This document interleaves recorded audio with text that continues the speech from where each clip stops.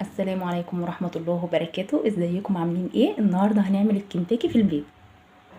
ومعانا الفراخ غسلينها وسيبناها تتنقع في مية وليمون وملح لمدة ربع ساعة، وقطعناها بالشكل ده عشان تشرب من التتبيلة.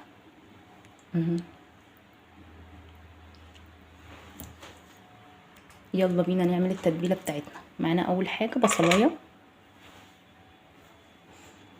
هنضيف عليها ملح، بهارات فراخ، بصل بودر، توم بودر، فلفل اسمر، كركم، بابريكا، ونضيفهم على البصل ونسيبهم ونشربهم بقى ببعض.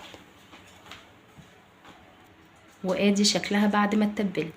هنحطها بقى في التلاجة براحتها لحد ما نيجي نقليها. بسم الله الرحمن الرحيم. وغليت المية وهننزل بالفراخ. بسم الله الرحمن الرحيم. وهنطلع الفراخ بعد ما خدت 3/4 سوا.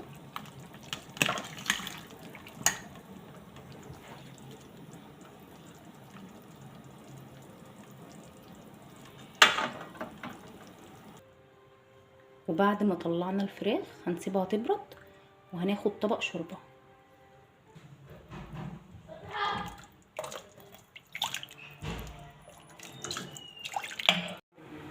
هنا بقى الفراخ بعد ما بردت شلنا من عليها الجلد، والشوربه ضفنا لها تلج.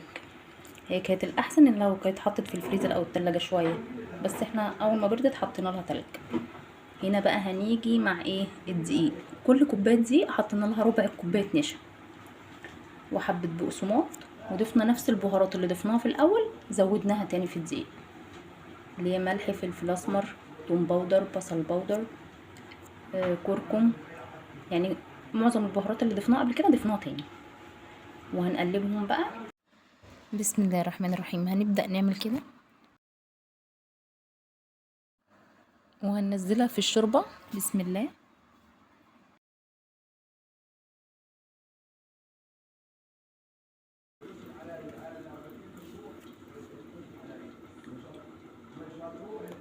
وهنرجعها هنا تاني.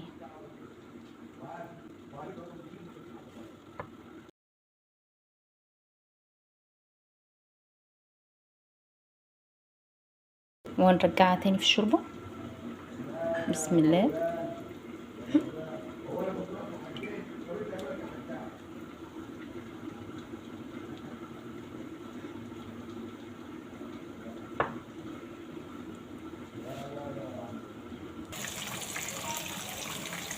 اهم حاجة ان ننزل بزيت غزير وسخن، وبعد كده هنوطي عليها النار وسط عشان تستوي كويس.